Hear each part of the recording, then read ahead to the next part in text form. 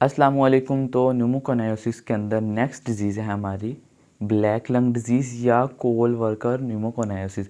न्यूमोकोनायोसिस को जो कोल वर्कर्स की वजह से होता है उनको ब्लैक लंग डिज़ीज़ भी कहते हैं। वो इस वजह से कहते हैं क्योंकि इसमें कोल का एक्सपोजर होता है। कोल काले रंग का होता है, वो काले रंग का कर देता है लंग्स को।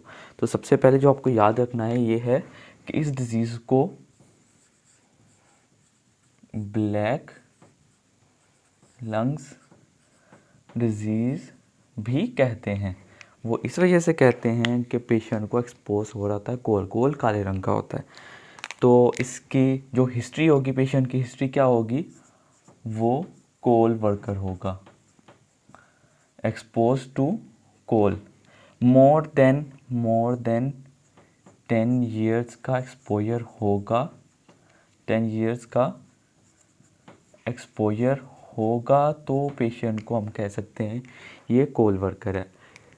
कोल वर्कर के अलावा जो लोग स्मोकर्स होते हैं ये उनमें भी हो सकता है, smoking for more than 10 years smokers के अंदर। अब इसके अंदर क्या होता है, इस डिज़ीज़ का पता कैसे चलता है? एक तो लंग्स का कलर काले रंग का हो जाता है, दूसरा अब हम ओपन तो करके देखेंगे नहीं तो हमें पता कैसे चलेगा कि ये क्या है, न्यूमोकोनायोसिस कोल की वजह से है। तो हम क्या करेंगे, पेशेंट का एक्सरे करवाएंगे। इन्वेस्टिगेशंस में क्या करवाएंगे, सिंपली हम इसके अंदर चेस्ट एक्सरेज करवाएंगे, CXR करवाएंगे, चेस्ट एक्सरे के अंदर आपको एक तो अपर लोब के अंदर, secondly more than at least minimally 1 centimetre से कम या 2 सेंटीमीटर, 1 से 2 सेंटीमीटर तक के आपको नोड्यूल्स मिलेंगे,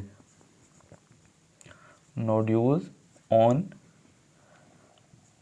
अपर लोब। 1 to 2 सेंटीमीटर के लोब्स आपको अपर लोब के अंदर 1 to 2 सेंटीमीटर के नोड्यूल्स मिलेंगे। ठीक है, इसमें बस इस कोल वर्कर न्यूमोकोनायोसिस के अंदर आपने सिर्फ यही याद रखना है। सेकेंडली इसका ट्रीटमेंट होता है। ट्रीटमेंट में आपने क्या करना है, एक्सपोजर को आपने अवॉइड करना है। मतलब अगर स्मोकर है तो स्मोकर, अगर पेशा है तो पेशा को छोड़ दो। और उसके अलावा कुछ हद तक जो स्टीरॉयड्स हैं वो काम कर सकते हैं। पेशेंट प्रेजेंट कैसे करेगा, ये डिज़ीज़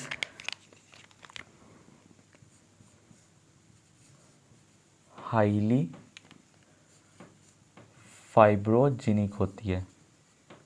फाइब्रोजेनिक मतलब इसके अंदर जब डिजीज़ डेवलप होगी, फाइब्रोसिस होगी, patient restrictive lung pattern show करेगा, RLD पैटर्न शो करेगा। उसकी वजह से पेशेंट की कंप्लेन क्या होगी, डिस्निया की। और समटाइम्स क्या होता है कि पेशेंट का जो पूरा का पूरा लंग है वो ग्राउंड ग्लास इफेक्ट्स की तरह शो करते हैं। न्यूमोकोनायोसिस के अंदर कॉमन है। तो सिर्फ आपने यही याद रखना है, कोल वर्कर के अंदर कोल का एक्सपोजर है। पेशेंट अगर कोल से रिलेटेड या स्मोकिंग से रिलेटेड काम करता है, MCQs में पिक करने के लिए लाइन आपका ब्लैक लंग डिजीज़ है। उसके अलावा चेस्ट एक्सरेज के अंदर 1 से 2 सेंटीमीटर के अपर लोब के अंदर नोड्यूल्स मिलते हैं। और हाईली फाइब्रोजेनिक है, फाइब्रोसिस होगी पेशेंट के लंग्स के अंदर, जिसकी वजह से पेशेंट को रिस्ट्रिक्टिव पैटर्न होगा। सेकेंडली उसको डिस्निया की कंप्लेन होगी। और ट्रीटमेंट में आपने ट्रीटमेंट से जो है एक्सपोजर को अवॉइड करना है। और सेकेंडली स्टीरॉयड्स न्यूमोकोनायोसिस के अंदर कुछ हद तक इफेक्टिव होते हैं, ये ट्रीटमेंट नहीं है। तो ये था कोल वर्कर डिजीज़ या कोल वर्कर न्यूमोकोनायोसिस।